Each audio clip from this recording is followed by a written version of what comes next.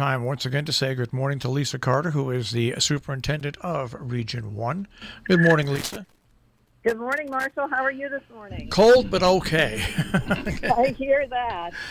What we're going to talk with Lisa about this morning is a little bit about COVID, get a COVID-19 update, but more on the process of putting together the Board of Education and the regional schools schedule for next year. First of all, Lisa, I guess, it's status quo. There's people getting infected in our area, and there's the region once again reaching out and letting people know what's going on. And so far now, what you guys set up over the course of the summer seems to be working well enough to keep schools operating and at a decent pace without too much disruption.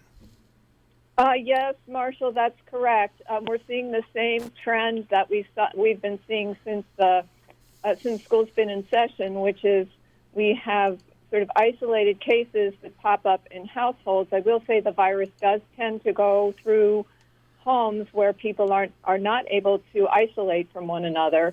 But when we know about those early and can isolate those cases, then we're able to either just sequester cohorts or not have to do that depending on when the case arises. And also, fortunately, thanks to everybody in the region, our cases seem to be trending downward right now. So as long as we can isolate and sequester, we can continue to keep school open with everybody minding the health and safety guidelines. Just imagine how much easier your job's going to seem once we get past the pandemic.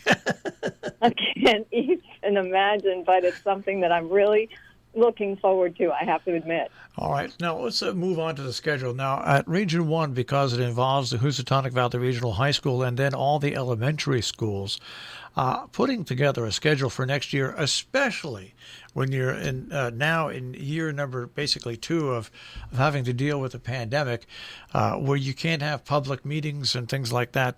This must have been a hair-raising adventure. Let's talk about the process of putting back the schedule for next year for not only the high school but the whole region. Well, I think in imagining the calendar, Marshall, and thank you for the question, that's not really terribly different from the way we have done things in the past. However, you are so correct in acknowledging that there are 7 schools that have to agree on a common calendar.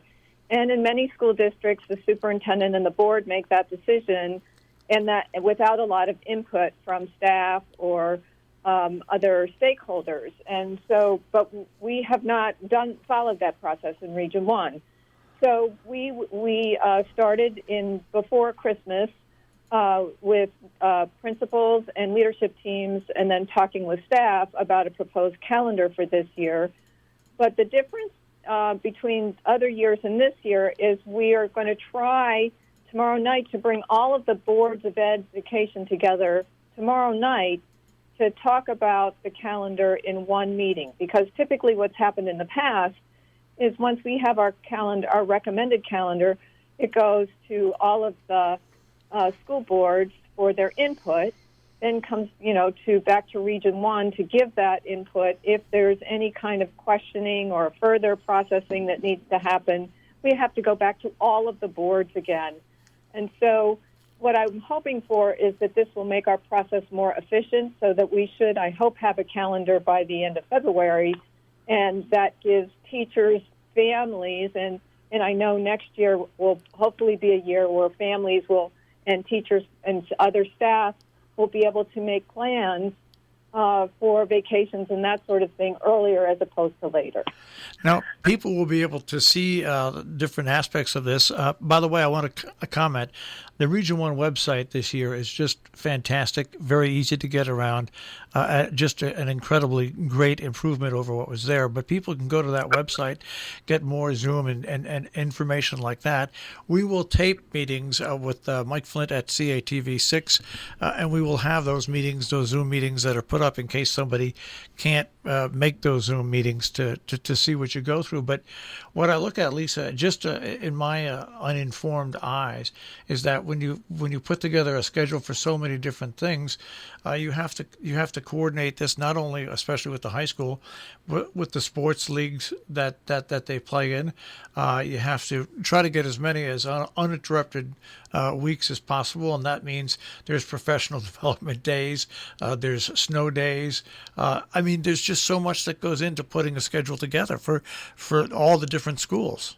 That is correct, and I think also our intent this year is to, I think we've had always had a recognition that professional learning is a very important component of what we do throughout the school year, and I think there has been, this trend in the last few years of having these early release days, and but with very little control over the local level, or some control over the local level about how many.